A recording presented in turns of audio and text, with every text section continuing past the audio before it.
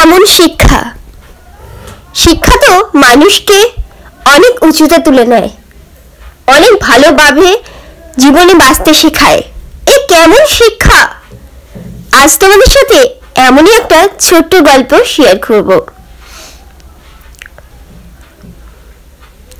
আজকের গল্পটা আমার এক সাবস্ক্রাইবার বন্ধুর, আর তারই উদ্দেশ্যে সে আমাকে বলেছে যে এই গল্পের কিছু কিছু নাম পরিবর্তন করতে, তাই আমি নামগুলো পরিবর্তন করেছি।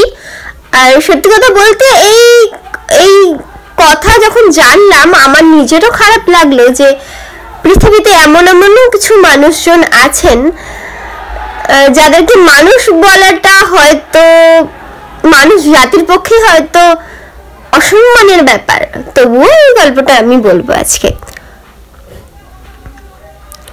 গল্পের মুখ্য চরিত্রে মা,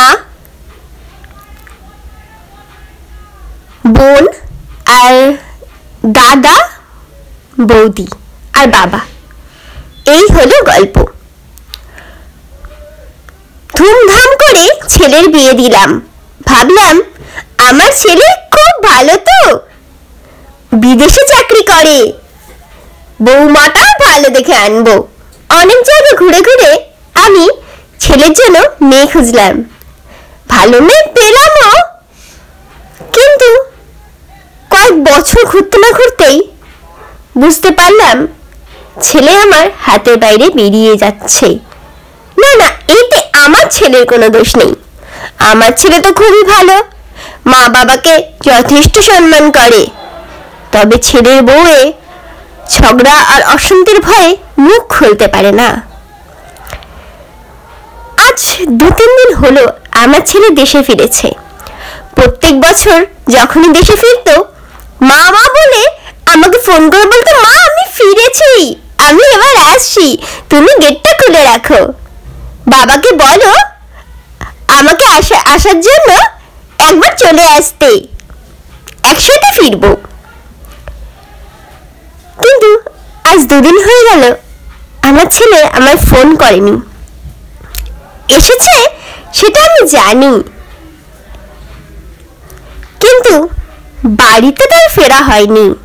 সে ফিরেছে কোথায় জানেন?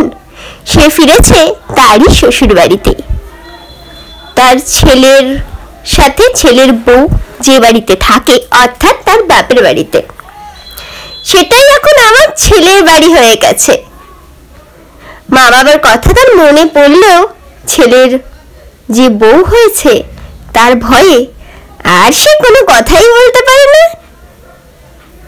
কষ্টটা কি জানেন? ছোট থেকে ছেলেকে কত ভালোবাসা দিয়ে মানুষ করলাম, মানুষের মতো মানুষ করলাম, শিক্ষা দিলাম, ভালো স্কুলে পড়ালাম, কলেজে পড়ালাম। আমার ছেলে ভালো মোটা অঙ্কের মাইনের চাকরি পেল, বিদেশে গেল। অথচ মা বাবা আর বোনের কথা তার মনেই ছিল। শুধুমাত্র ঘরের গৃহকর্ত্রীর ঝগড়ার জন্য সে মুখ খুলতে পারে না, বলতে পারে না যে তুমি তোমার এখানে থাকো, তোমার ইচ্ছা না হলে তুমি নাই বা যেও, আমি আমার মা বাবার বোনের সাথে দেখা করে অন্তত আসি। সেইটুকু আমার ছেলেকে হয়তো আমি শিক্ষাটা হয়তো দিতেও পারিনি। তবে আমার ছেলে ভালো, ছেলেকে নিয়ে আমার কোনো অভিযোগ নেই।